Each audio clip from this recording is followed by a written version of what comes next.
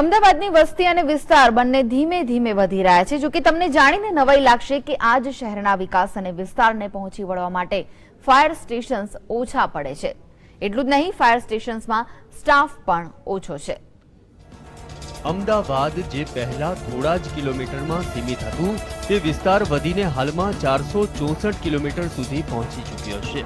હાલની વસ્તી અને વિસ્તાર પ્રમાણે ફાયર બ્રિગેડને ઘટનાઓને પહોંચી વળવા માટે 22 જેટલા ફાયર સ્ટેશનની જરૂરિયાત છે, જેની સામે હાલમાં 14 જ ફાયર સ્ટેશન છે અને તેમાં પણ 4 ફાયર સ્ટેશનમાં કેટલાક નવા બન્યા છે તો કેટલાકને રિનોવેટ કરવામાં આવી રહ્યા છે, જેથી ત્યાં પણ પૂરા સાધનો કે સુવિધા નથી।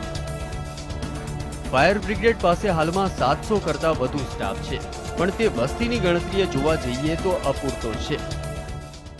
ફાયરમેનમાં ઘટ પડશે, પાછળ એનું લિસ્ટ તૈયાર જ છે, એટલે એ આગળ પ્રોસેસ ચાલશે।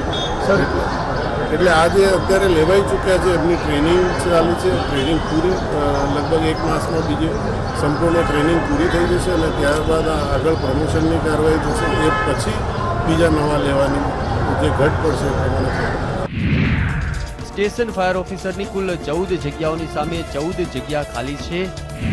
સબ ઓફિસરની 17 જગ્યાની સામે 17 જગ્યા ખાલી છે।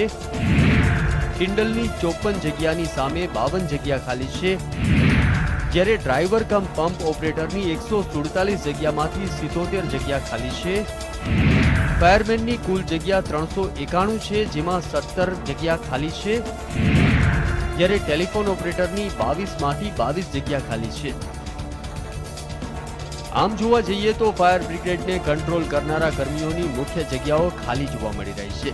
એટલે કે કહી શકાય કે હાલમાં ફાયર બ્રિગેડ તાજેતરમાં નવા ભરતી કરવામાં આવેલા કર્મીઓ તેમજ જૂના કેટલાક કર્મીઓ પર અધ્ધરતાલ ચાલી રહ્યું છે। ની જે અછત છે એ સંદર્ભમાં અમદાવાદ મ્યુનિસિપલ કોર્પોરેશનના કમિશનરશ્રી અને ડેપ્યુટી કમિશનર લેવલે ચર્ચા ચાલી રહી છે અને એ સંદર્ભમાં આગામી દિવસોમાં લાગે।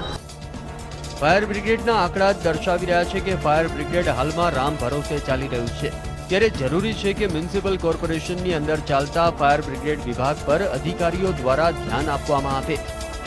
કેમેરામેન જીતુ મકવાણા સાથે મિહિર સોની, GSTV, અમદાવાદ।